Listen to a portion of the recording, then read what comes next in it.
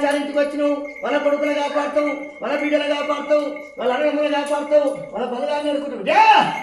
ఏ చేత తిరుమలాచార్యునికి ఇచ్చేది పట్టు మీద పట్టుకోవడానికి 1000 పదాలు ఇచ్చేది ఆచార్యులు రే. 1000 పదాలు ఇచ్చి నీ కొమ్మగా కూర్చి అయ్యా కొడుకులు వినా ఏ బిడ్డలు వినా ఏడ్చే వాళ్ళ కర్మ కలుతాయి. మన ముందుకు పోయి నమస్తు సార్కు రే తిరుమలాచార్య చేత నీకు యథార్థంగా అనుకున్నావు. అదే దేవుడికి భగవంతా గోయిందా శివుడా ఆ నంగేశ్వరుడా ఈశ్వరుడు అని రే ఆ అమ్మవారికి అయ్యాక పెట్టవచ్చు.